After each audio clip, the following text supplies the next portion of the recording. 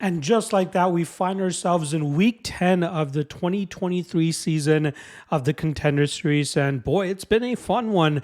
There's been a lot of great matchups, back and forth fights, fight of the seasons as well. I believe that I can't recall which one it was, but a couple weeks ago, it seemed like every single fight was a banger except that one heavyweight dud that we had. But we had some decent prospects come out this season, a couple big upsets as well that a lot of people weren't seeing.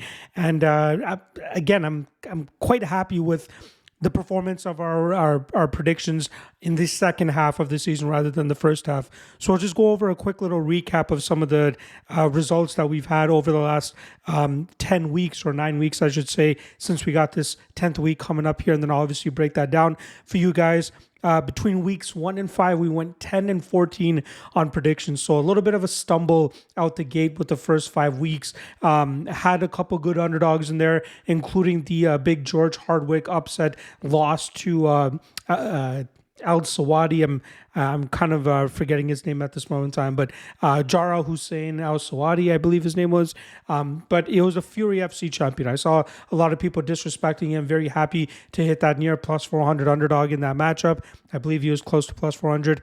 And a couple other big underdogs that we hit as well.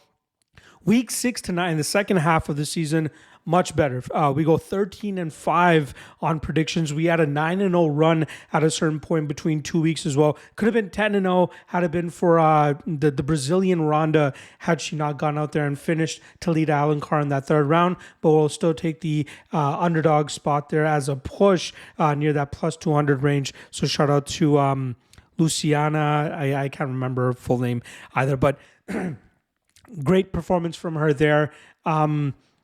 In terms of lock of the night predictions, we went 6 and 3 through the first 9 weeks, 6 and 3 on the dog of the night predictions as well. So I'm very happy about that. And in terms of just picking underdogs outright, I went 7 and 6. So I picked 13 total underdogs.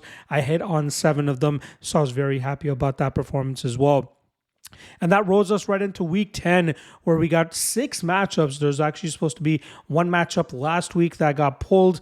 Obviously, we know about that. Davi Bittencourt and Lucas Rocha.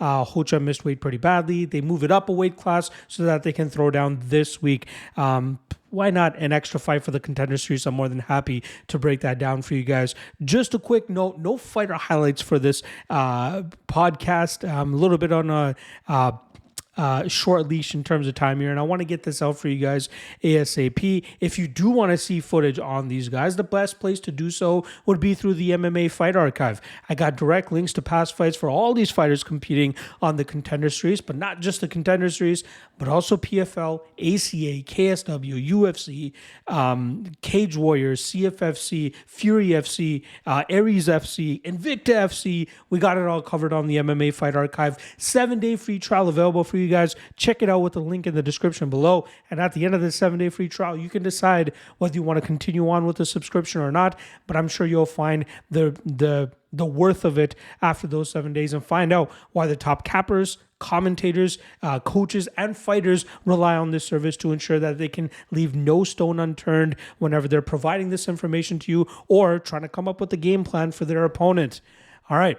Let's get right into these fights for the 10th week of the Contender Series, and hopefully we can end off on a positive note with this last episode. All right, first fight up is going to be in the bantamweight division, and it is the aforementioned Davi Bittencourt going up against Lucas, I believe it's Lucas, Rocha. Intriguing fight here because this fight was actually supposed to take place last week in the flyweight division, and Rocha came in about a little bit too heavy. I believe it was 5 or 6 pounds over his weight class, but the UFC still sees a use for these guys, so they decided to push them to this week and raise the weight class up to 135 pounds. You saw Rocha come in at 133 pounds, knowing that he was already close to that flyweight limit, and then even Bittencourt, I believe he came in at 134. We'll start off on the Bittencourt side, who's currently riding a 10-fight winning streak, and he's been very active, especially considering the time that he had between May 2021 and November 2022. He stepped in the cage 12 times and put together an 11-1 record. He trains out of the PRVT team, which is mainly known for Jessica Andrade and Carol Hosa, but they are primarily a Muay Thai striking team. And you see that in the early parts of Bittencourt's career, where he looks to go out there and try to knock his opponents out. But after some opponents had some ground success against him, he looked to improve that aspect of his game as he now looks to take opponents to the ground and grind them out. But he leaves us some openings in the striking round for him to get hit, as we saw in his most legit performance, in my opinion, against Eduardo Enrique for the LFA a couple fights back. That was a fight where he won the first round after hurting his opponent very badly, lost the second round after getting hurt repeatedly, but in the third round, he was able to take advantage of the takedown defense issues of his opponent and take him down, I believe, with like 1 minute into that third round, and he was able to control him for the majority of that fight and win that via 29-28 decision.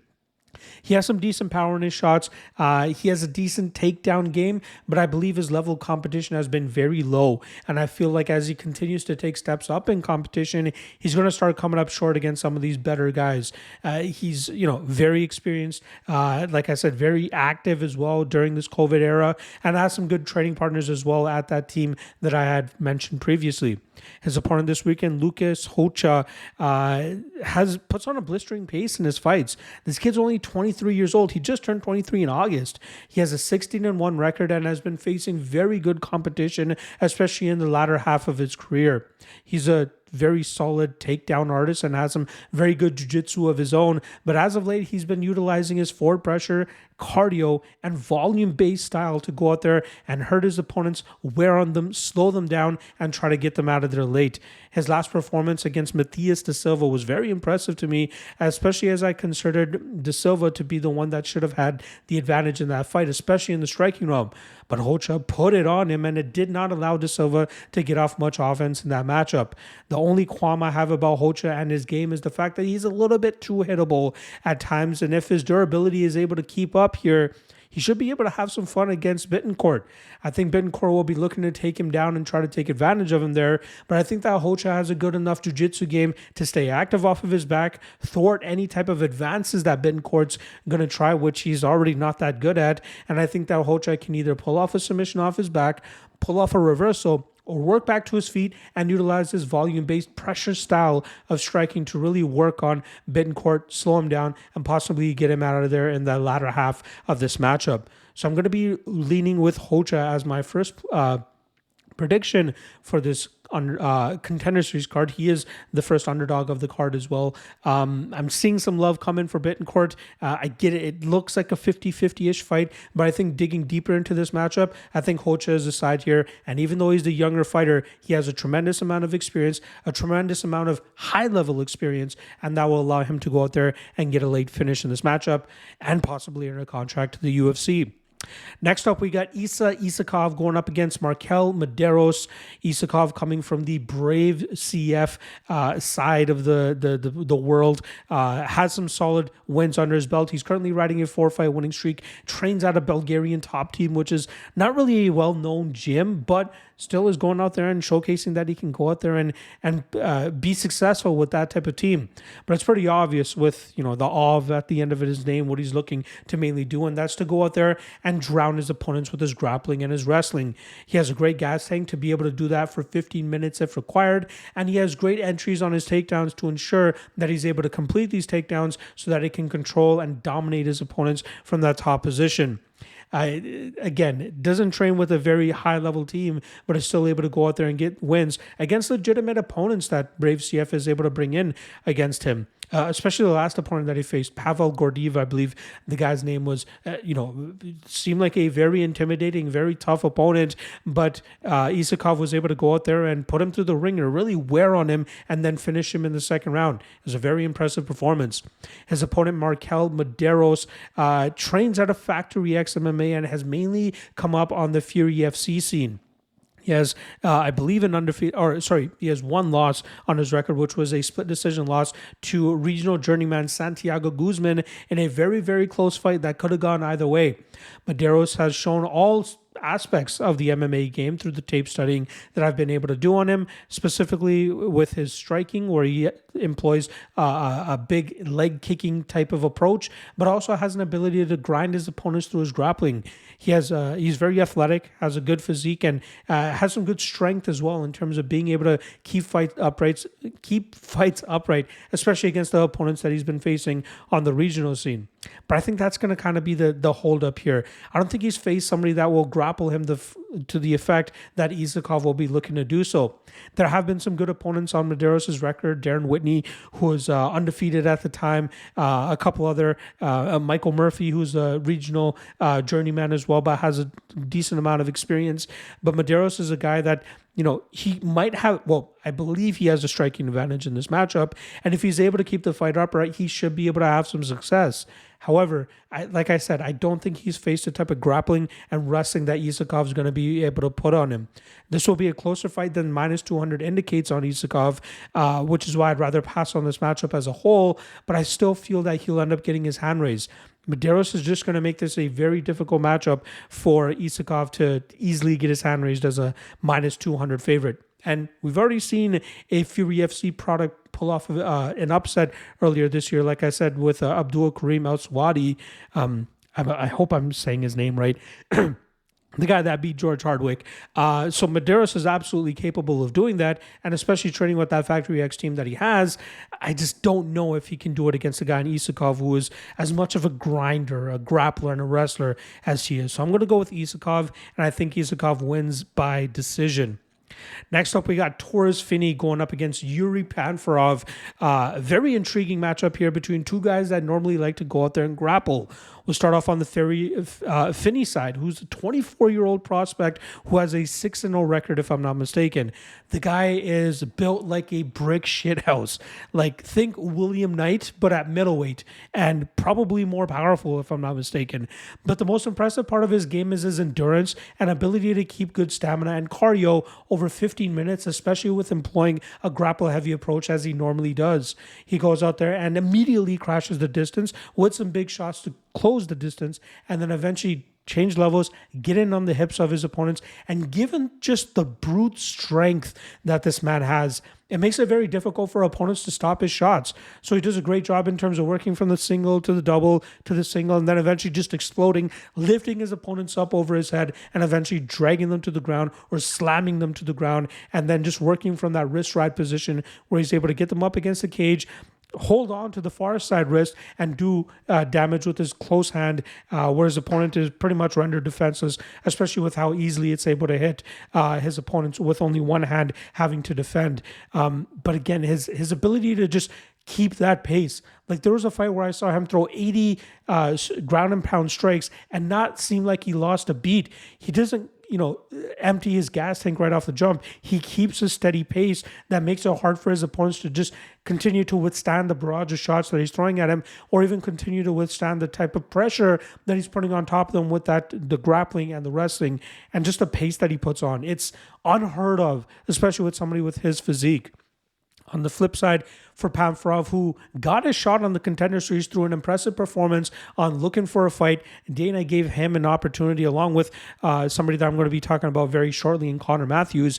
He gave Panferov a shot because Panferov got hurt early in his matchup, but still managed to pull through and get a big win.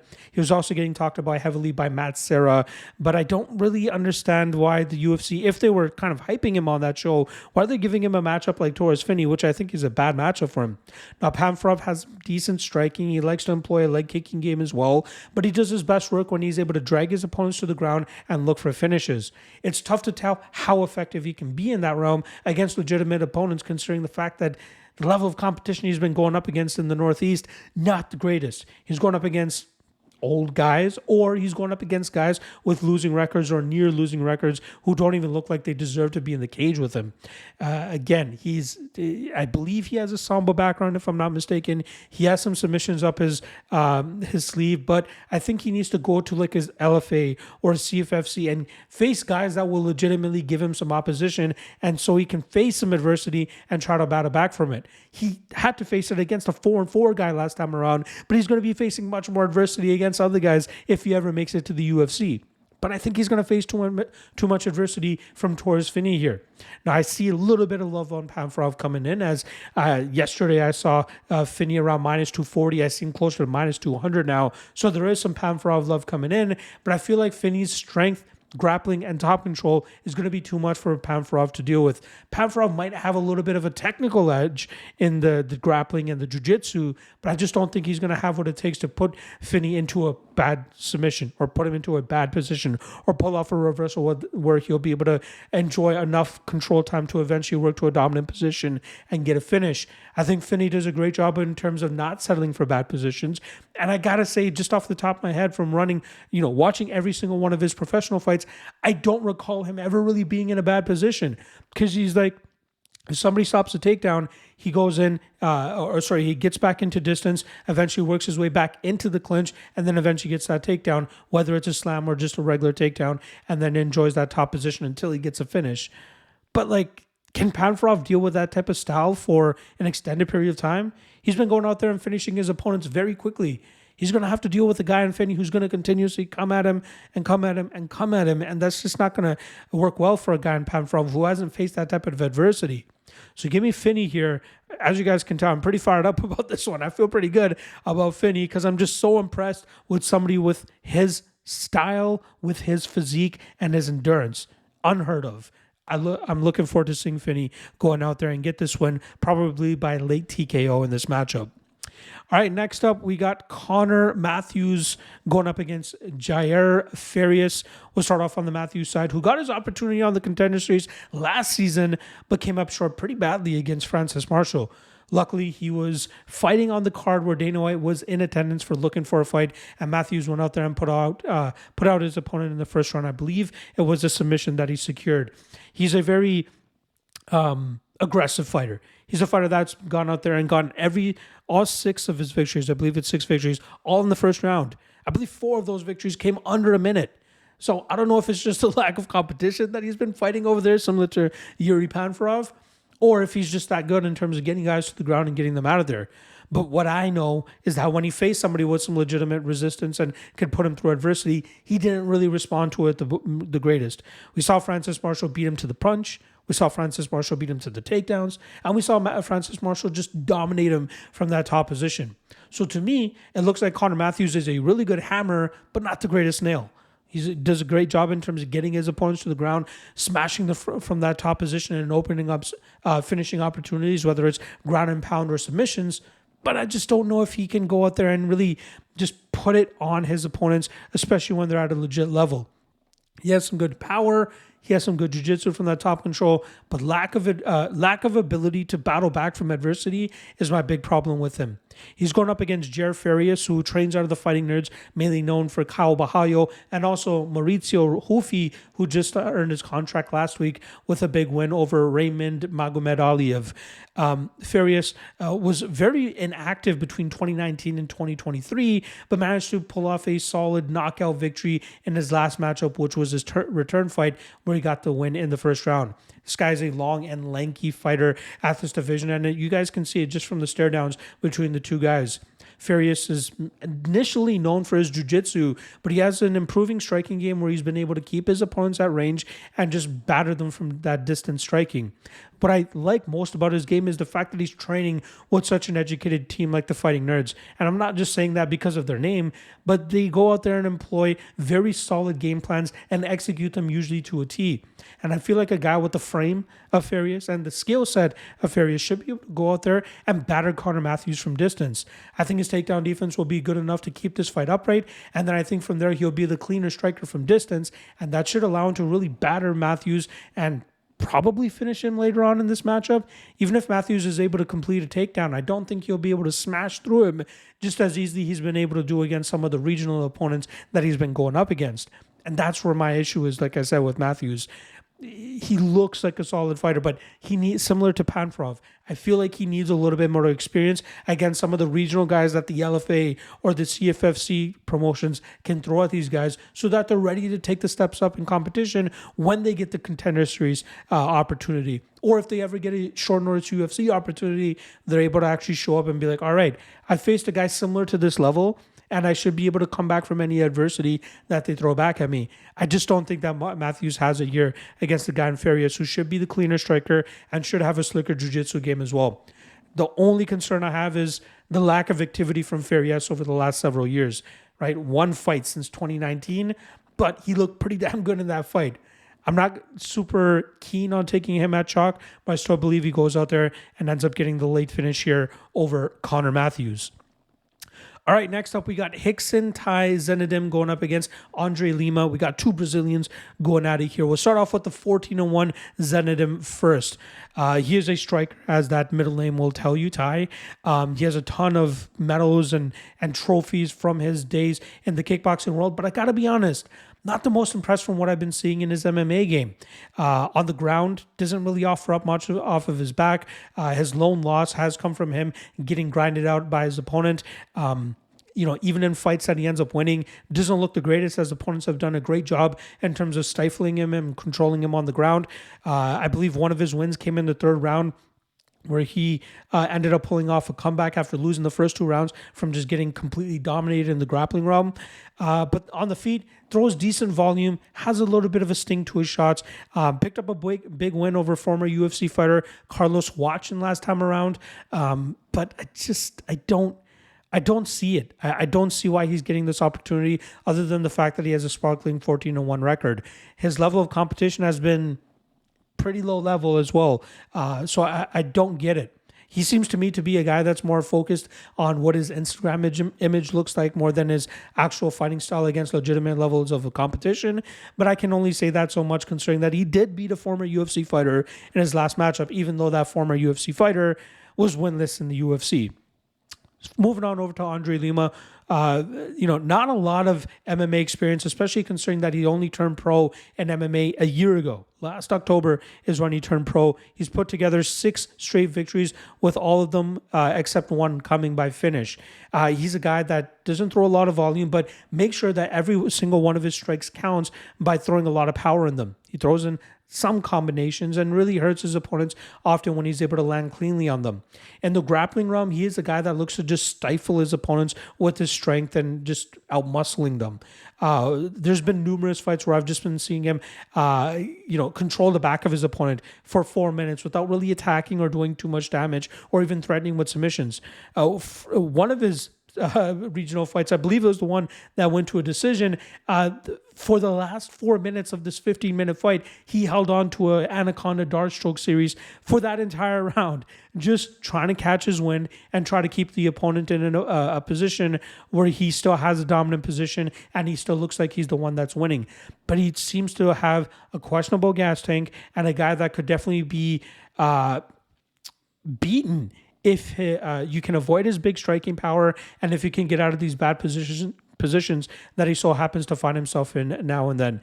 I did try to fade him in his last matchup for the LFA against Igor Tylon. That was a fight where Andre Lima controlled the majority of that first round by just hopping on the back of his opponent and just controlling it, not really doing much damage or not really threatening with submissions.